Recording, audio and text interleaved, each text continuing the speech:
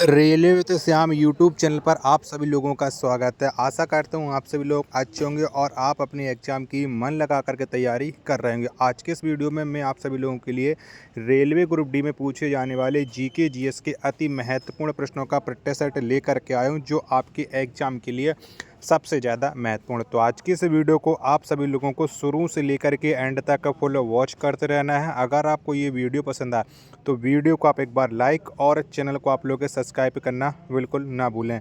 Comment box में आपको ये ज़रूर बताना है कि आपने कितने प्रश्न सही किए हैं और ये वीडियो आपको कैसी लगी। तो चलिएगा फिर शुरू करते हैं।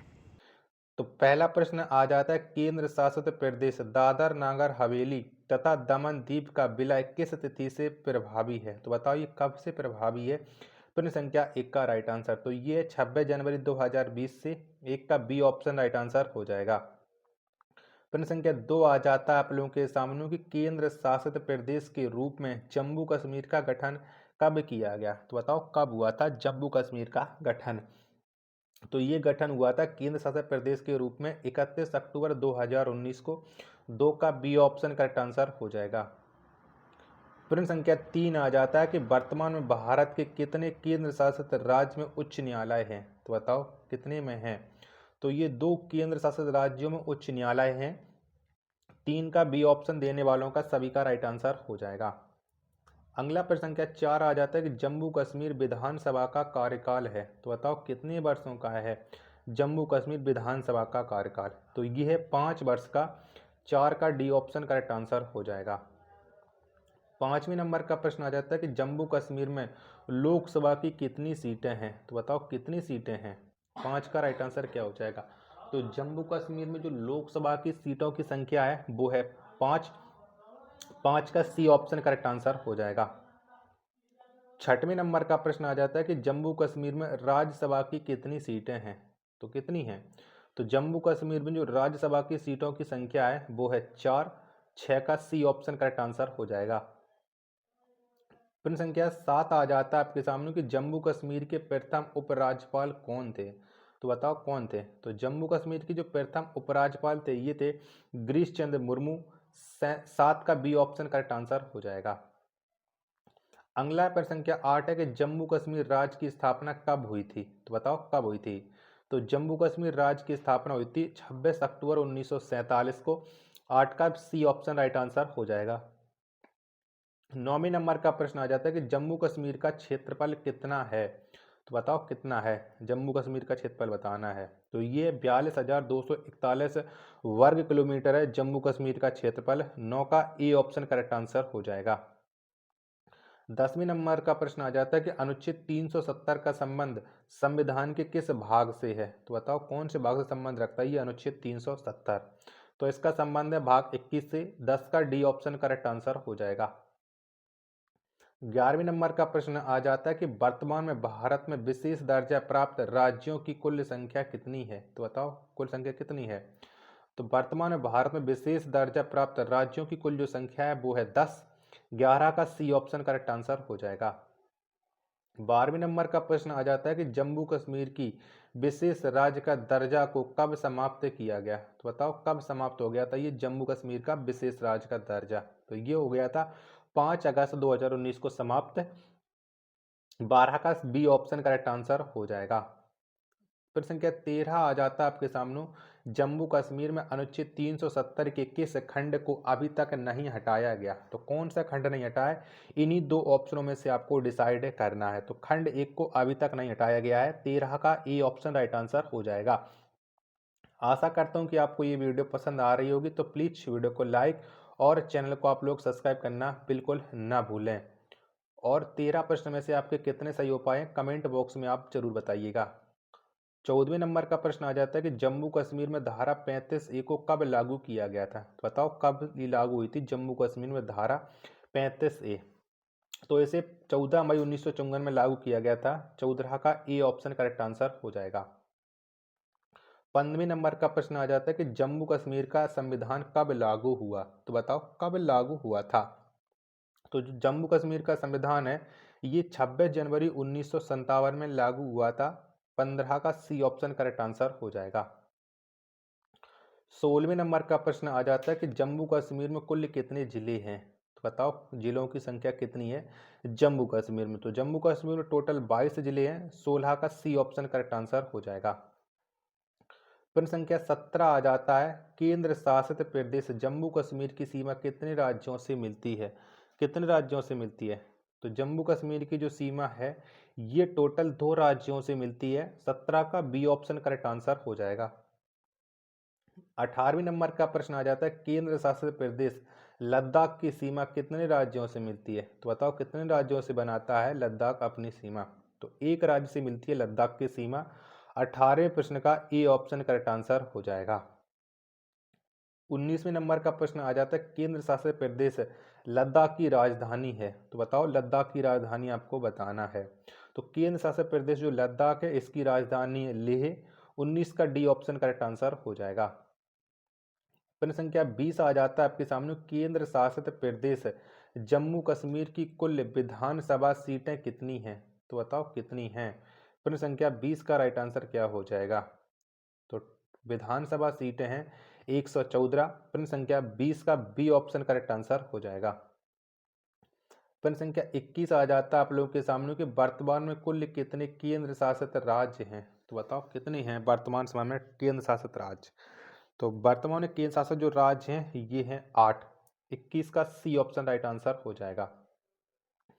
22वें नंबर का प्रश्न आ जाता है, गोवा को पूर्ण राज्य का दर्जा कब मिला। तो बताओ कब मिला था गोवा को पूर्ण राज्य का दर्जा। तो ये मिला था 1987 में। 22 का सी ऑप्शन करेक्ट आंसर हो जाएगा।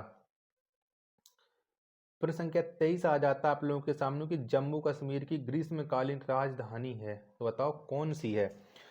23वें प्रश्न का राइट आंसर क्या हो जाएगा। तो जम्मू कश्मीर की जो ग्रीष्मकालीन राजधानी है ये है श्रीनगर। 23 का सी ऑप्शन करेक्ट आंसर हो जाएगा।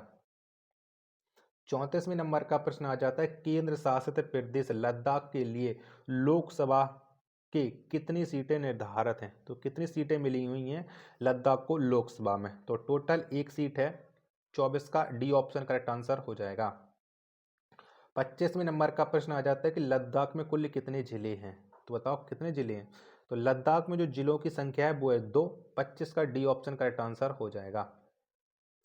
26वें नंबर का प्रश्न आ जाता है कि भारत सरकार ने नया मानचित्र कब जारी किया। तो बताओ कब जारी किया गया था भारत सरकार के द्वारा नया मानचित्र। तो 2 नवंबर 2019 को जारी किया गया था। 26 का सी ऑप्शन राइट आंसर हो जाएगा। 27वें नंबर का प्रश्न आ जाता है कि पाक अधिकृत कश्मीर के कितने जिलों को जम्मू कश्मीर में शामिल किया गया है। तो बताओ कितने जिले हैं शामिल जम्मू कश्मीर के पाक अधिकृत कश्मीर के। तो ये हैं टोटल 2 जिले। 27 का बी ऑप्शन करेक्ट आंसर हो जाएगा। आशा करता हूँ कि आपको ये वीडियो पसंद आ रही होगी। तो प्लीज़ वीडियो को लाइक और चैनल को सब्सक्राइब करना आप लोग बिल्कुल ना भूलें। अगला प्रश्न संख्या 28 आ जाता है, केंद्र शासित प्रदेश लद्दाख की सीमा कितने देशों से लगती है। तो बताओ कुल कितने देशों से लगती है लद्दाख की सीमा। प्रश्न संख्या 28 का राइट आंसर क्या हो जाएगा। तो केंद्र शासित प्रदेश लद्दाख की जो सीमा है वो 3 से लगती है, यानी 28 का सी ऑप्शन राइट आंसर हो जाएगा। प्रश्न संख्या 29 आ जाता है, केंद्र शासित प्रदेश लद्दाख किस देश के साथ अपनी सीमा साझा नहीं करती है। थोड़ा करता होना चाहिए, तो टाइपिंग मिस्टेक है। तो बताओ लद्दाख की जो सीमा है वो कौन से देश के साथ नहीं लगती है। 29 का राइट आंसर। तो इसकी सीमा नेपाल से नहीं लगती है। डी ऑप्शन राइट आंसर हो जाए। प्रश्न संख्या 30 आ जाता है आपके सामने, भारत में क्षेत्रफल के दृष्टिकोण से सबसे बड़ा केंद्र शासित राज्य कौन है। तो बताओ कौन सा है सबसे बड़ा केंद्र शासित राज्य। तो लद्दाख है। 30 का बी ऑप्शन करेक्ट आंसर हो जाएगा। 31वें नंबर का प्रश्न आ जाता है, केंद्र शासित प्रदेश जम्मू कश्मीर में कितने भाषाओं को राजकीय भाषा घोषित किया गया है। तो बताओ कितनी राजकीय भाषा घोषित की गई है जम्मू कश्मीर में। 31वें प्रश्न का राइट आंसर क्या हो जाएगा। तो टोटल 5 भाषाएं घोषित की हैं। 31 का डी ऑप्शन करेक्ट आंसर हो जाएगा।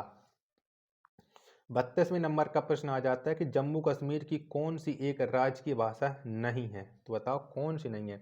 तो जम्मू कश्मीर की जो राज्य की भाषा है नहीं है वो फारसी नहीं है, यानी 32 का डी ऑप्शन राइट आंसर हो जाएगा।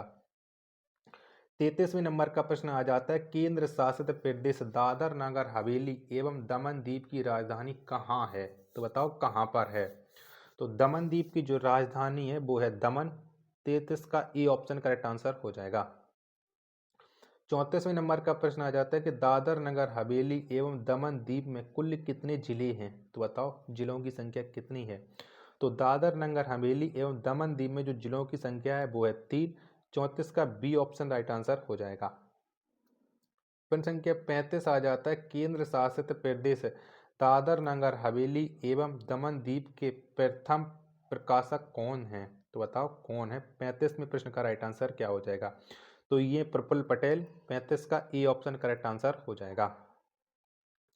अगला प्रश्न आ जाता है प्रश्न संख्या 36 की दादर नगर हवेली एवं दमन दीव के लिए लोकसभा के कुल कितनी सीटें निर्धारित की गई हैं। तो बताओ कुल कितनी सीटें हैं। तो इसके लिए निर्धारित हैं 2 सीटें। 36 का सी ऑप्शन राइट आंसर हो जाएगा।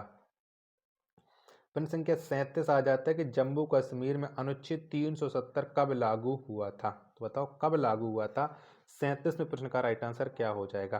तो जम्मू कश्मीर में अनुच्छेद 370 इसे 17 अक्टूबर 1949 में लागू किया गया था। 37 का ए ऑप्शन करेक्ट आंसर हो जाएगा। 38वें नंबर का प्रश्न आ जाता है गोवा पहले किसके अधीन था। तो बताओ किसके अधीन रहता था गोवा पहले। प्रश्न संख्या 38 का राइट आंसर क्या हो जाएगा। तो गोवा पहले पुर्तगाल के अधीन था।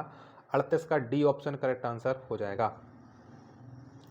39वें प्रश्न का राइट आंसर 39वां प्रश्न है गोवा को आज़ादी कब मिली। तो बताओ कब मिली थी गोवा को आज़ादी, क्योंकि ये पहले पुर्तगाल के अधीन था। तो 1961 में गोवा आज़ाद हुआ था। 39 का बी ऑप्शन करेक्ट आंसर हो जाएगा। प्रश्न संख्या 40 और अंतिम प्रश्न है आज के से प्रैक्टिस सेट का कि दादर नगर हवेली एवं दमन दीव का कुल क्षेत्रफल कितना है। तो बताओ कुल क्षेत्रफल कितना है। तो इनका जो कुल क्षेत्रफल है वो है 603 वर्ग किलोमीटर, यानी 40 का बी ऑप्शन करेक्ट आंसर हो जाएगा। आशा करता हूँ कि आपको ये वीडियो पसंद जरूर आई होगी। तो प्लीज़ वीडियो को लाइक और चैनल को सब्सक्राइब करना आप लोग बिल्कुल ना भूलें। मिलते हैं पर अपने एक और नेक्स्ट वीडियो के साथ। तब तक के लिए धन्यवाद। जय हिंद।